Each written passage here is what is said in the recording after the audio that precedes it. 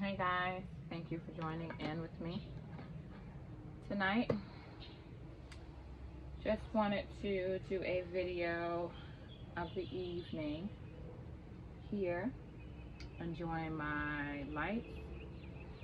It's a little windy out and I'm just enjoying some tea outside. Nature is still around, all is well, and it's still a good environment to be out. If you hadn't done any nighttime gardening, perhaps you should try to do some. It is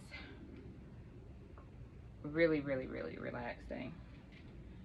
Get you a book, bring out some of your favorite things, and just enjoy the ambiance. Pretty much what I'm doing here.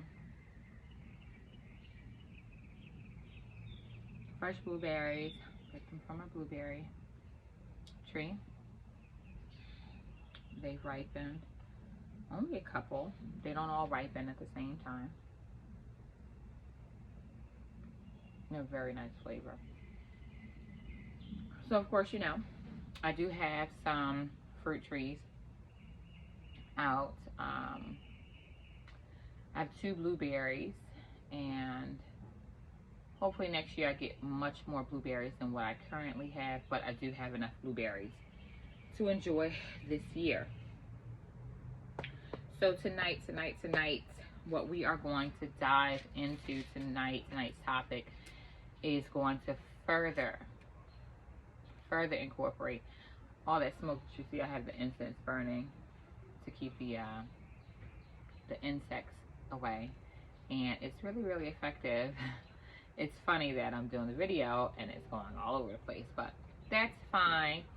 So in any event, nighttime is when most of the garden goblins come out, and they are wreaking havoc in our gardens, and we need to be very vigilant of those garden goblins, just to make sure that they are not eating up our produce and that they are out of the way.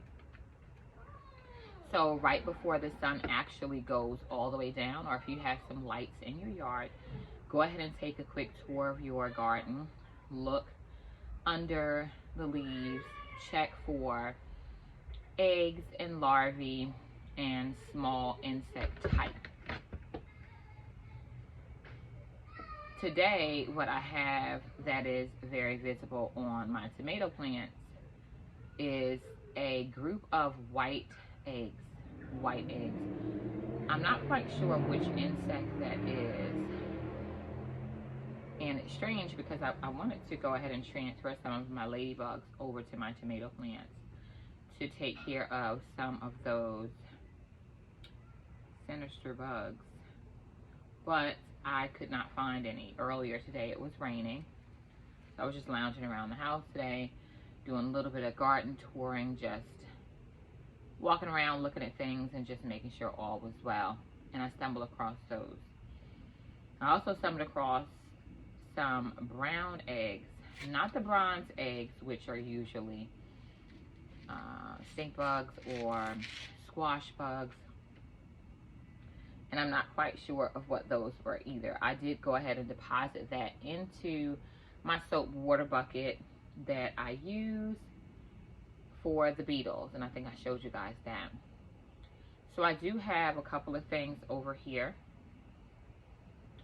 that I like to use some of my arsenal in the event that I needed to pull something out because my beneficial insects are not able to get a hold of it. And it's not a bad thing if you use it. I do go the organic route. Oh, it's a lightning bug. I do go the organic route, and I use things that are very earth friendly, and whatever you choose is whatever you choose. But we'll go over a couple things that I use in particular in my garden, and I've been doing it ever since I've been gardening, and it's been working wonders. Within the last 2 years, I just incorporated some orange oil, and I did get that tip offline in a gardening group, and that suggestion was amazing. It was amazing. I'll tell you all about that orange oil in just a bit. So, let's see here. Now I want to sip on this tea. I'm going to let this tea steep just a little bit. And I'm going to bring forward some things. So this is the Diatomaceous Earth. Diatomaceous Earth is, I have the food grade one. I have children. I use it. I use this in my garage when the summer is approaching, when you have a lot of the water bugs and a lot of the insects that like to come in and just freak you out in your garage. This is where this is going now. Previously, I've used this in the garden for all of my insects with the exoskeleton, beetle type, ants, and things like that. This will not work on a caterpillar. However, Diatomaceous Earth is crushed up fossil flour, and it says this. So what it does is it agitates the skin of the insect with the exoskeleton, and for some insects it makes them come out of the exoskeleton. They dehydrate. It's a horrible death for them. And the other ones, it pretty much chokes them out from inhalation, and they go ahead and they're done with as well. Now, Diatomaceous Earth is not selective. So when you are using this, please understand that you will also kill the ladybugs and any other thing that you didn't intend to hurt that has an exoskeleton. Diatomaceous Earth will do that.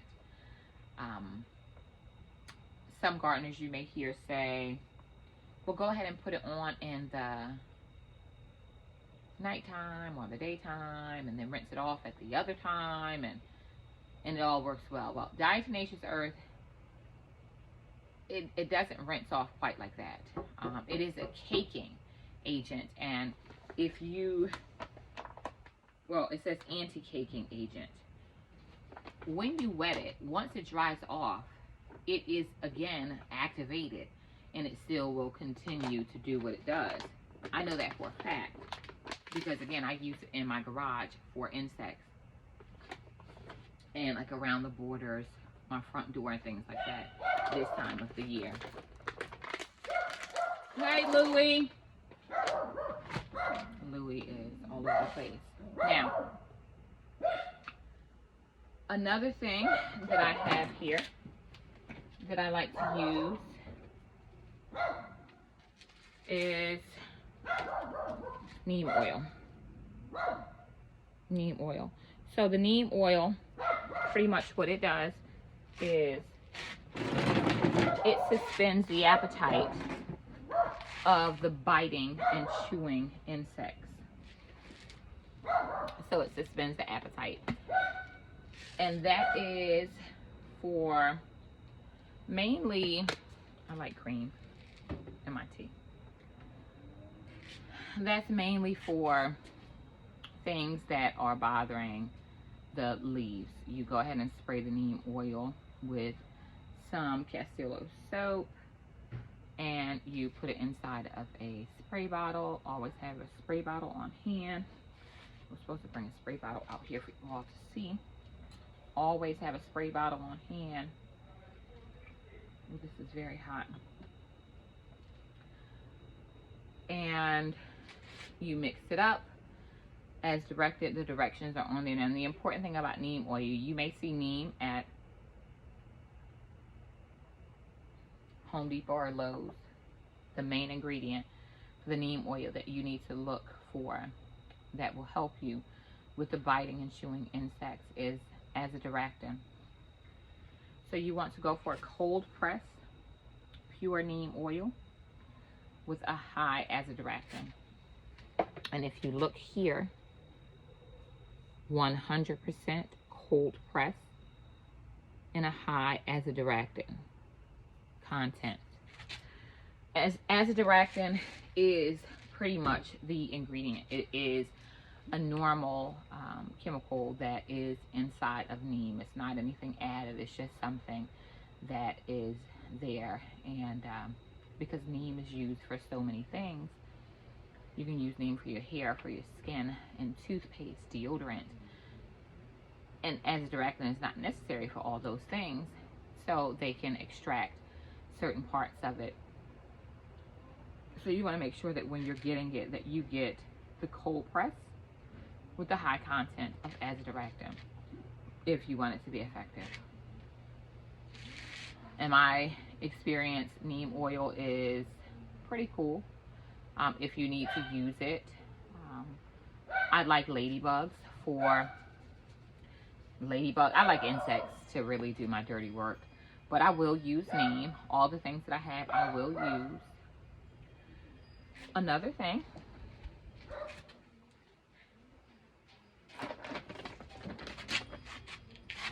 is orange oil, cold pressed orange oil. This is another thing that I use in my garden. And again, this year I had not used anything so far. Everything is working out, so I hadn't had to use it.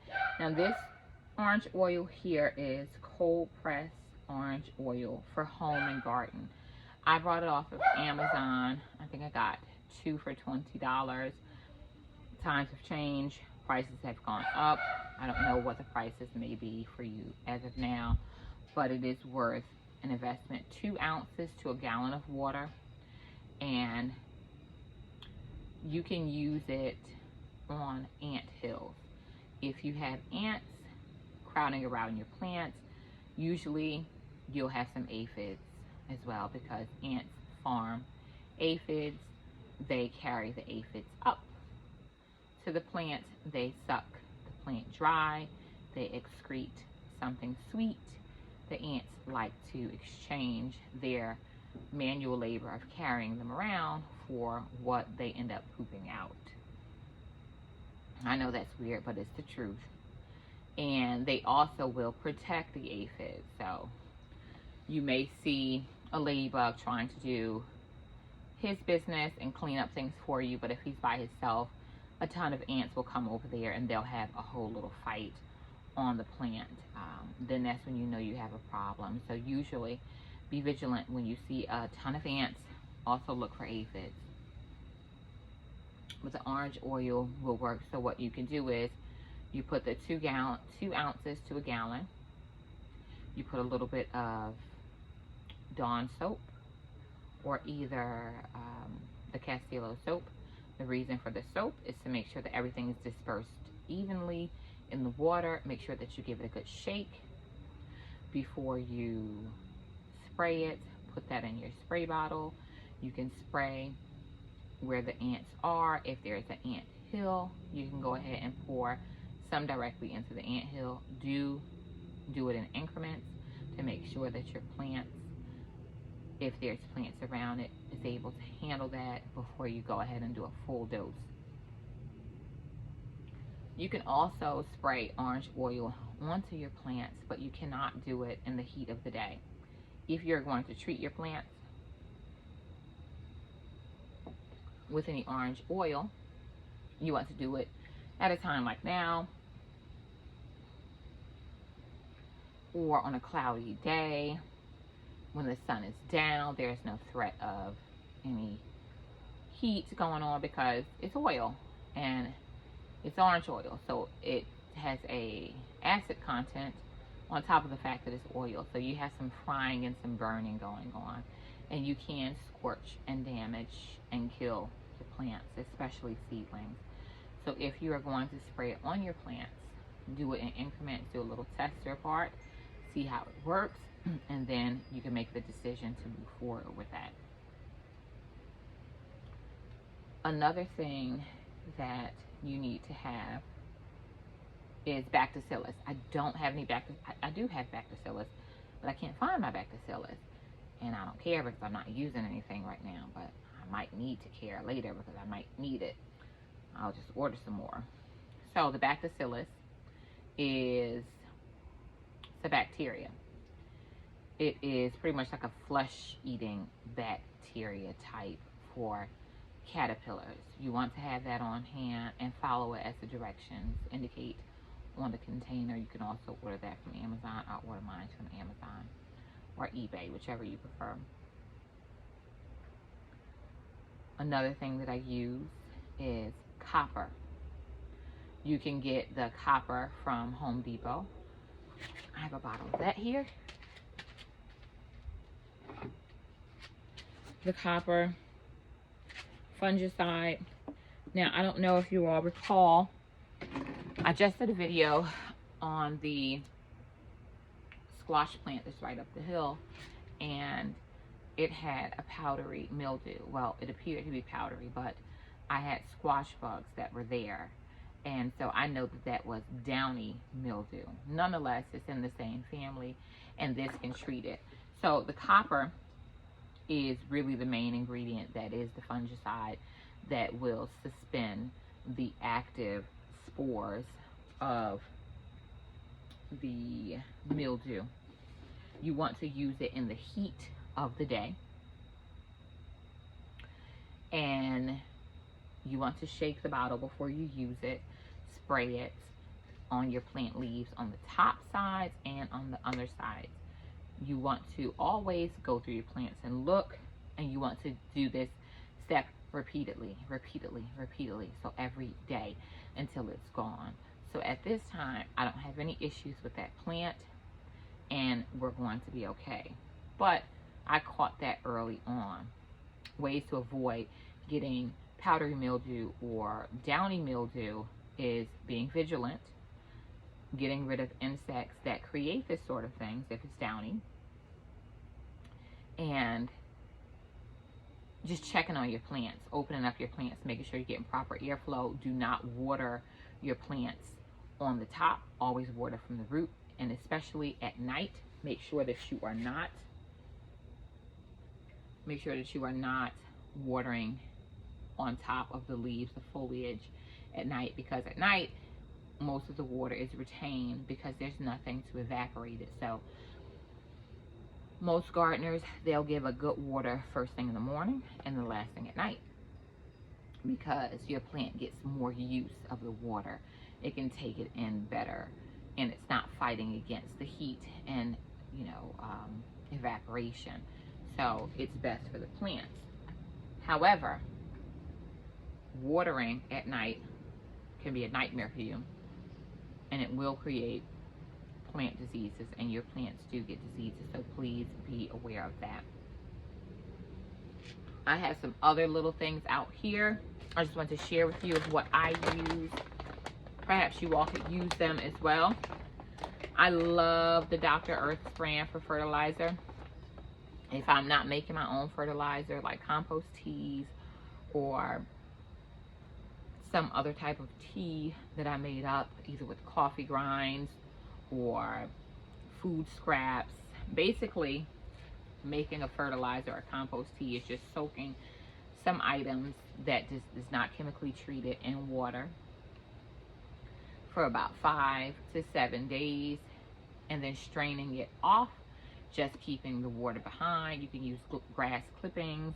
You could use a bag of compost, put some compost in a bucket, pour some water over it, let it sit there and just get rancid and funky.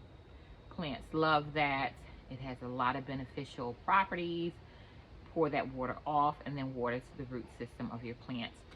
That kind of fertilizer will get to your plants that day, and your plants will be able to benefit from it. And that's the benefit of liquid fertilizers. Your fish emulsion is a liquid fertilizer. You mix it with some water. You do it as the directions have. It's a very easygoing fertilizer. It won't burn. And the compost teas, those are quick to get into the root system if you need to give your plants a little boost. I also use this brand as well, Job's. So, understand I love this company. Don't understand that I love this company. Understand, with your granular fertilizers, they will not be nutrient available at the time that you use it. And they have instructions on how to use it. That's not water soluble. You do have some water soluble fertilizers like the Miracle Grow Organics for vegetables and the Miracle Grow Organics for all plants. When I say water soluble, it is a granular. You mix it into water. That one still is not going to be nutrient available. It'll be available faster than the other two that I just showed you, but if you need to get something fast, again, your fish emulsion and your compost teas. Also, notice the numbers on your fertilizers so that you can understand what you're doing. And if you are a mathematician, you can increase or decrease according to your needs. This says 444. That's nitrogen, calcium, phosphorus. That is what those numbers stand for.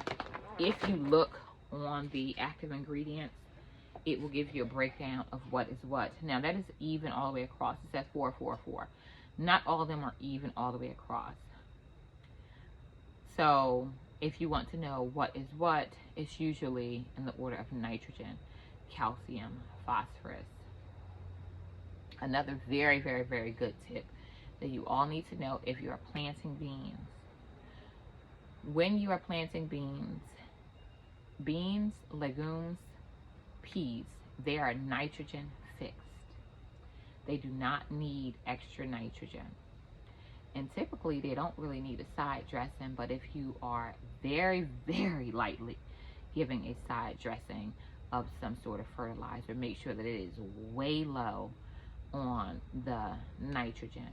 If you have beans and you're planting it in soil that has nitrogen, you'll get a lot of foliage and not a lot of beans. So you really don't want to do that.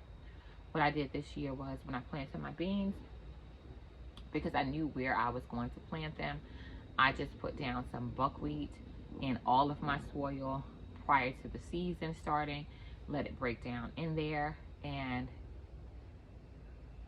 I did not add any additional fertilizer to the soil. Now, I do usually feed my soil prior to me planting just to make sure that my ground is not barren and that it has some juice for my plants when it comes time and their root system needs to stretch out and have a little bite to eat.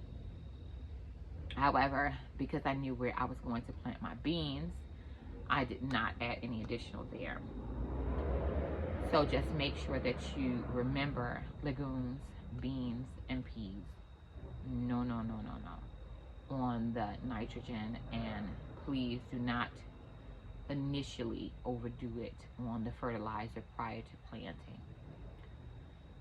And I believe, one more thing that I have out here is I've been talking about these Spectracide. This is new. I have another one. It's another brand, but this is new. I think this is the way that they're going now. And you can get a close-up on that. This is for the Japanese beetles. It's a Japanese beetle trap. It has a scent that attracts the beetles. If you have your rose bushes, they eat on vegetables, they eat on all types of things. They go to this like crazy. Get yourself some of these. It has worked wonders in my garden for me this season alone. I will be investing in more of those. It's actually pretty fun. They just literally go over to the bags and they fall in love with the scent. They go down into the bag and they don't have what it takes to come back up. Their brain doesn't function that way. They get down and going up. and the way that this bag is designed, it just doesn't work out for them. So they meet their demise at the bottom of the bag, and that is that. I have 2 full bags full of Japanese beetles, and that's awesome because that keeps them from wearing out my trees, my bushes, my vegetables, and it'll help you all as well. So I'm going to get to this salad. Let me do you guys a solid. Come on. Let's go out here and just take a look around. Let's take a look around.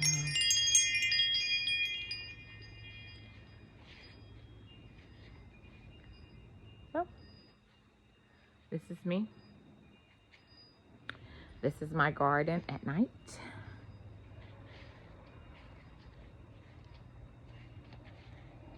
I would say invest in some lights.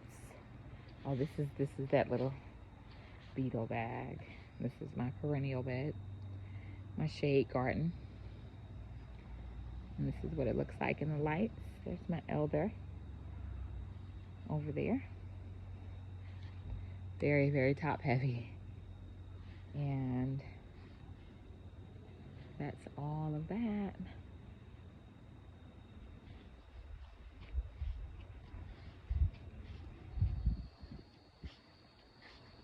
Look at these squash under the night light.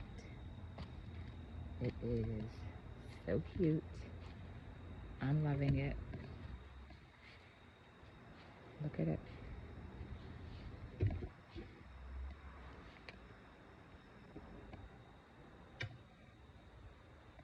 Look at them.